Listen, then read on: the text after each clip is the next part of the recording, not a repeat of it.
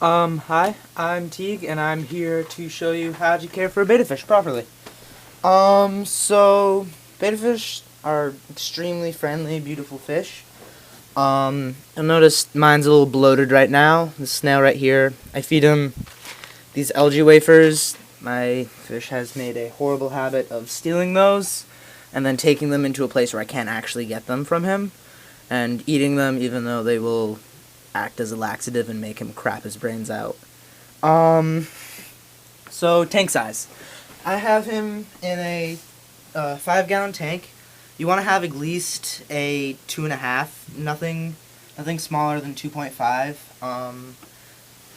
You don't really want to have them living in a. It's like living in your, kind of living in like a closet, I'd say. To live in anything smaller than a 2.5 gallon. This is probably like living in a 1 bedroom apartment. Could go bigger. I would like to have them in a 10 gallon, but I think this is the most manageable. Food. So you want to feed your betta fish, not beta pellets, because beta pellets are crap. So I feed mine this. It's a mixture of freeze-dried brine shrimp and freeze-dried bloodworms. He loves it. They're delicious. Even picky betas love it. The reason sometimes you get picky betas is because they don't like the pellets, because pellets like eating cardboard.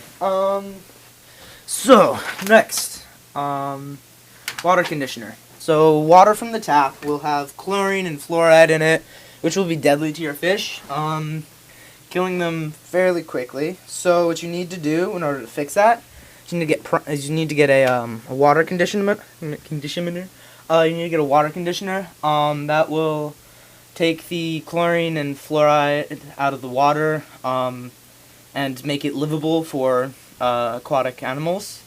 If you don't, your fish will probably die. I use Prime because it does all those things. It also takes out ammonia, which is helpful. On top of that, it also builds up the slime coat, which helps them. It's their external immune system, so that's helpful. Next, temperature. So for betta fish, they're tropical fish, so they don't like to be cold. They do not want to be below 72 degrees. So in my opinion, the perfect range is between 72 and 82 degrees. That's where they'll feel most comfortable. It'll also make them much more cheery and more likely to want to hang out and play with you. Yeah, that's the perfect. And there, I have back there in the bottom, is the cord going down. There's a under gravel heater, which keeps the temperature at a preferable temperature. Filter. A lot of people don't use filters because they say they're bad, that the betta fish don't like them. I can see that, but it's really a matter of water current and ripples.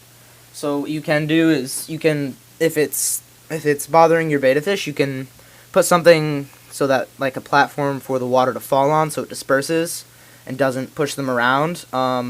Salix does not get pushed around too much. I don't know why, but I don't know if it's probably needs to be cleaned. That's probably why it's gotten weaker. But they're helpful. They help take out some solids and stuff. And they make you have to clean the tank less. I don't know. Also, I think it's kind of nice to have the nice running water sound. Yeah. So, water changes. You want to change your water once a week, but don't do 90%. You want to do 40%. Only 40%, because 90% would be harmful to your fish. It would take out too much bacteria that's in the water and change the temperature fairly dramatically. So 40% changes once a week. You want to put some water conditioner in and let it sit for about 5 minutes so it'll get rid of the chlorine, make it good and livable. Also, You want to probably scrub your tank about once a month, I'd say. I have to scrub it only once a month because I have a snail. Depending on your situation, you might have to scrub it more frequently. But yeah.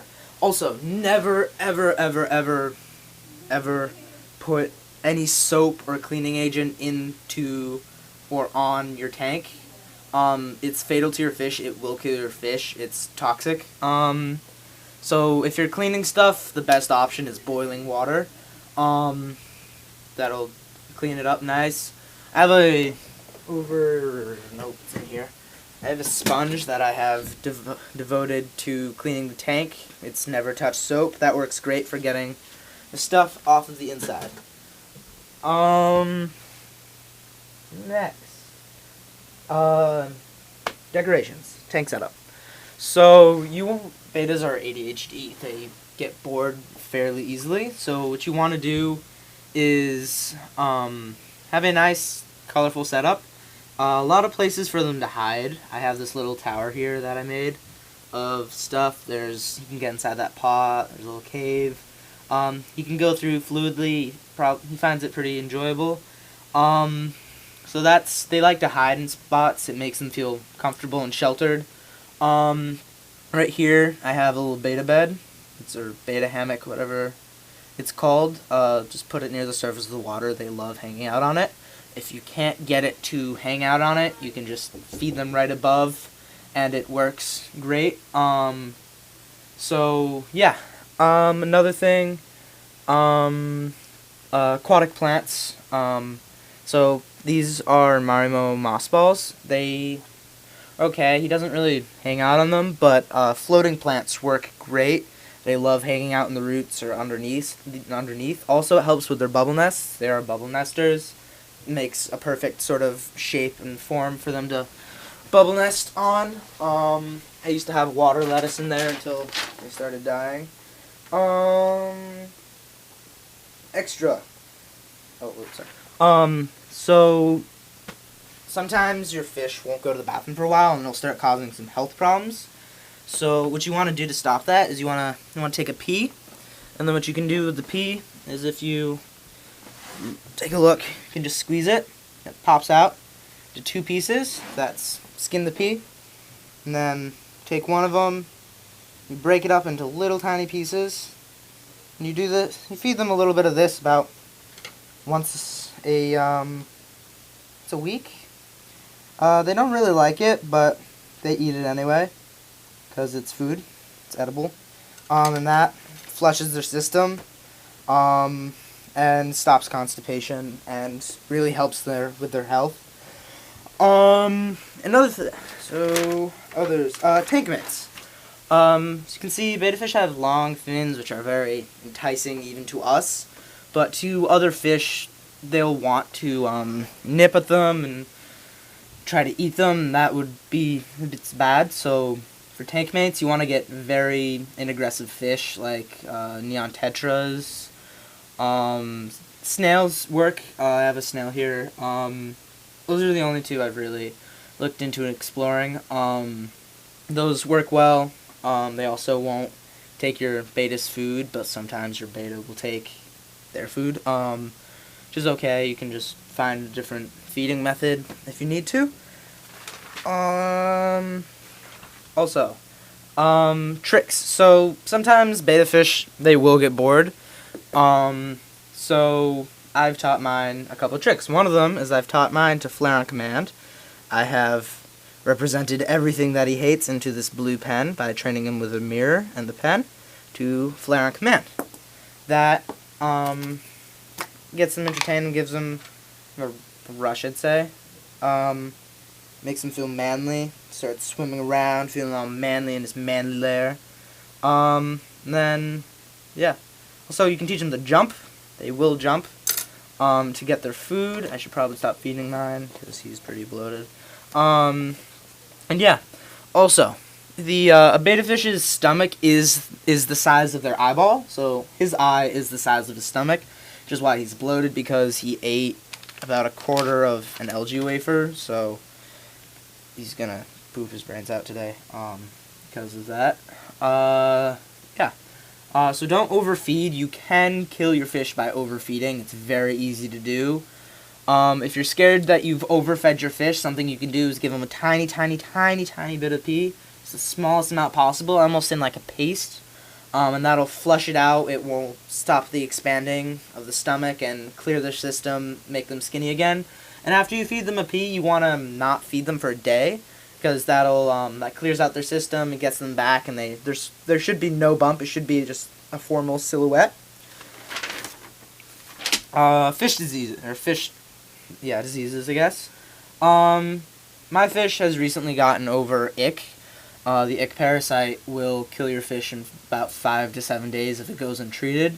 It looks like little spots of salt on your fish's skin. It starts spreading. It gets in the eye, on the eyes, and on the gills, and sometimes like all over the mouth, and sometimes in the mouth. What you can do is you pick up some Quick Cure, and it acts fairly quickly. What you do is you add 1 drop per gallon, unless there's tetras, in which case you add 1 drop for every 2 gallons, and you do that for 3 or 4 days. That'll get rid of it, and then you do a 40% water change after that.